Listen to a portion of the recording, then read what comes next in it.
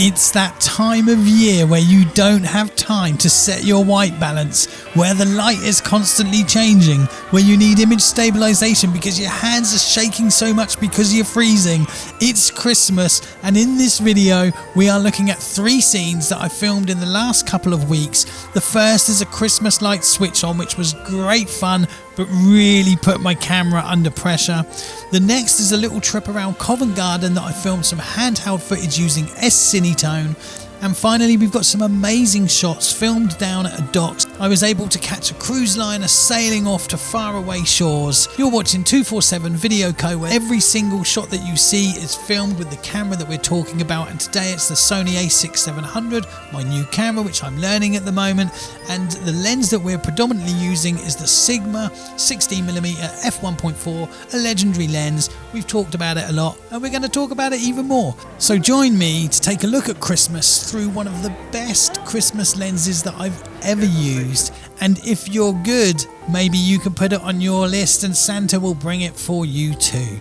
This is 247 Video Co.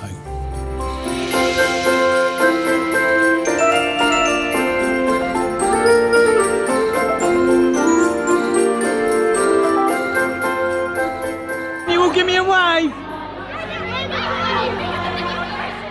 This is one of those jobs that I love. The atmosphere is really good. Everyone's always waving to the camera. Everyone's happy, which is, for me, one of the fundamental things that I look forward to when I'm filming.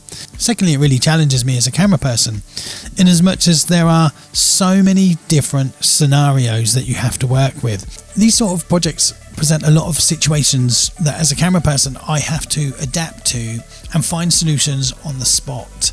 When I arrive to shoot this project, it's sort of the end of daylight, it's going into sunset, but there isn't actually a sunset. It's November, it's usually overcast, sometimes it's raining, and there's maybe 3 or 4 certain areas that we film, and let's say where the crowd are, there is no light. The only light that really lights them up is from the stage.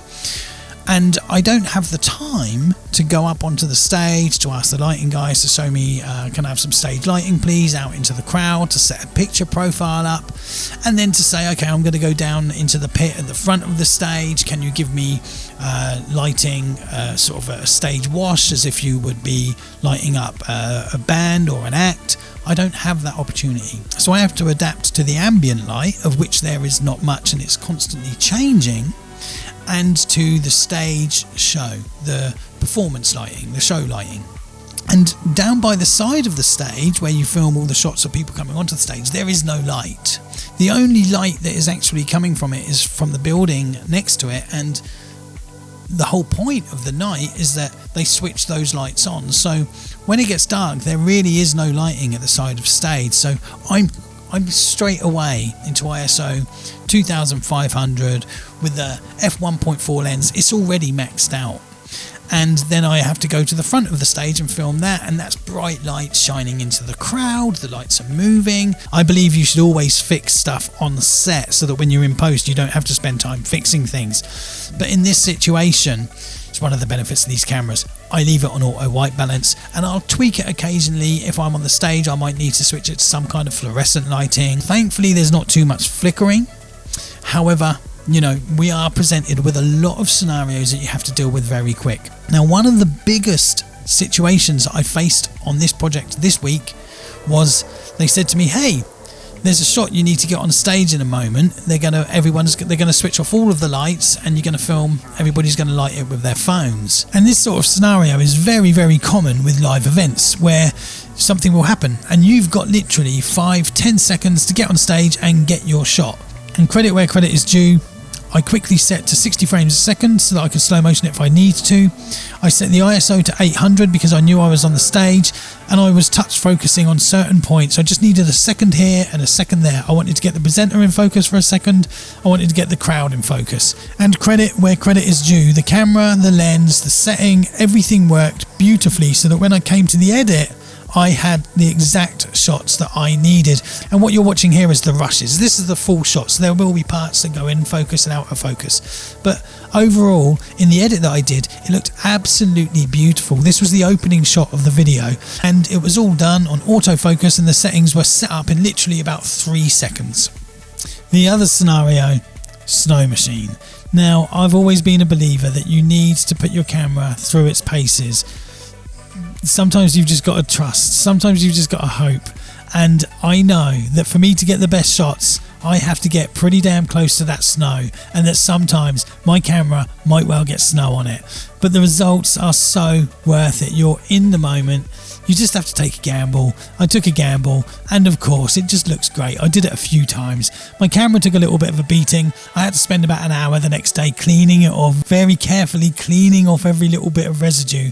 However, you've just got to go with it sometimes, and the shots, sometimes you have to weigh up the risk versus the quality of the shot, and I need those shots. So a really fun project, got some really nice shots, and now it is on to Covent Garden in London.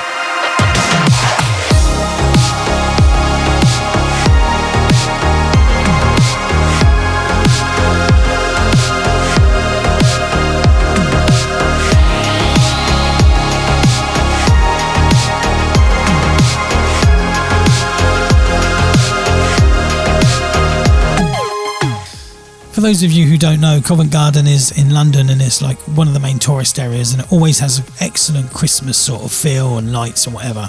I was booked to do a job here, and I needed to give the footage to the clients after I'd finished filming, so I opted to film everything in S-Cinetone so that I could just hand the footage over. So everything that you're seeing now is completely straight from the camera.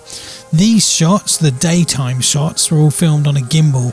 I didn't quite balance the gimbal correctly, hence I've had to use some warp stabilizer on it just to additionally stabilize it. Again, this is all on the Sigma 16mm f1.4. It looks wonderful. However, I forgot that it's nighttime when Covent Garden really comes to life, and lucky for me, they were switching on the Christmas tree, so I did my job and I went out on the Christmas lights switched on, so I thought this is too good an opportunity, and I just walked around for half an hour. I haven't actually done much handheld filming with this Sigma lens. The lens, as far as I'm aware, doesn't have any inbuilt stabilization, so I just opted to try with standard stabilization through the camera. I probably regret that a little bit now, and I should have accepted that I needed to go onto active stabilization and accept there would be some cropping. But the footage looks really, really nice, and the S-Cinetone sort of blows my mind really, that this footage is straight from the camera. I'm not doing anything. If there's anything I do, it might just be slight tweak of the highlights or the shadows.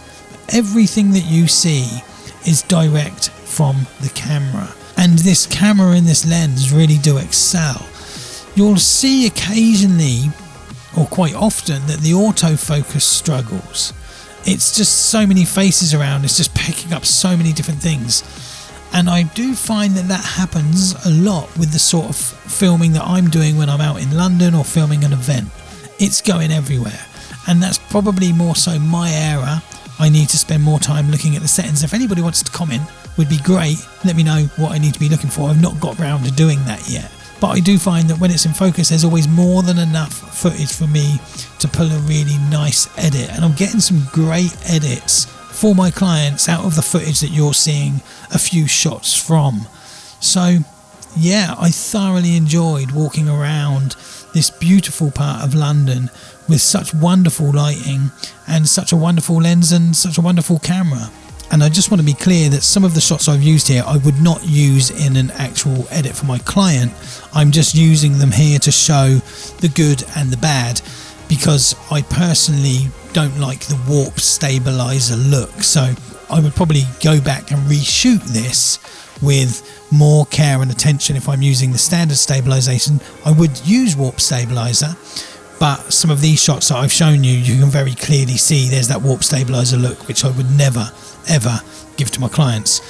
Furthermore, I just want to remind everyone, because I have to constantly remind myself, this is a handheld scene in extreme low light conditions. Of course there's fairy lights, but it's still low light, it's still nighttime. There's noise in some of the sky shots. It's not perfect. I also had my ND filter on through the entirety of this shoot. I forgot I had it on. And you can see that there are some reflections and some odd lens flares in the middle of the shot. Obviously they would be gone if I was to reshoot this. I would not use the ND filter. This was all done with a base ISO of 2500 and I was tweaking the ND filter. But the quality that we get is really next level. And this APS-C setup is so small that it just fits. I was at a job a few days ago and my colleague was there from the local newspaper, and he's got 2 cameras, maybe 6 lenses, full frame, Canon I think, and he was carrying his rucksack on his back was like the size of a tent. He could go camping with it for a week. It was huge. And there's me with a rucksack that's probably 16 inches tall, 10 inches wide, 6 inches deep, and weighs about 2 or 3 kilos. And I just realised then just how sort of small and compact, and that is what excites me with this, is that I'm walking around with a camera that is the size of my palm. I'm not got a big 24-70 Canon lens or Sony lens or A7S3. They're these big pieces of kit. In comparison, this is half the size, and it makes filming for me so much more fun. So yeah, just want to be clear about that.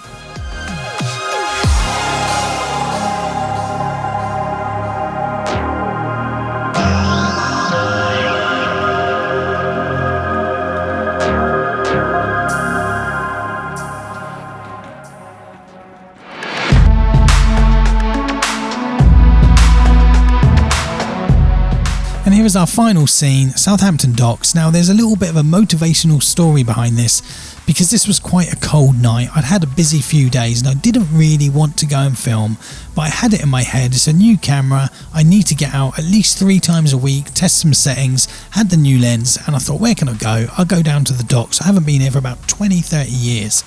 But I just wanted to show this footage. It was so epic and so good to be filming in a low light condition, but with at the docks with a lot of light. It just looks absolutely beautiful.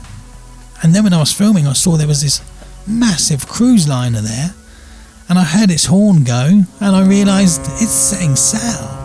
I might have been filming for many years, but I still make mistakes, and I definitely fumbled this because I decided that I wanted to zoom in, and I was a little bit stuck with the Sigma, so I put on the 18-105. I wanted to see how the zoom worked with the digital zoom handheld. And at night time is not the best time to be doing that. The footage was noisy as you like. The zoom was absolutely amazing, and in the daytime the zoom absolutely rocks. But then I went back to the Sigma and just accepted that I could only get this one wide shot. It's a prime lens, you know, 16mm, there's nothing I can do. But it looked so beautiful. But it was all handheld, and I forgot to switch active stabilisation on, so it was really wobbly. If you've got this far, thanks for watching. Please do leave a comment. Let me know what you like, what you don't like. Don't be too harsh on me. And if there's anything you want me to sort of look at, talk about, show you, I film all sorts of stuff. I've been doing this for many years, so happy to try and sort of spread, you know, happy to share advice. You know, let me know what you'd like to see, and if I can do it, I'll do my best to do it. So peace, and do follow me on TikTok because I put a lot of short content on TikTok. So peace, and if in doubt, get the camera out. Peace.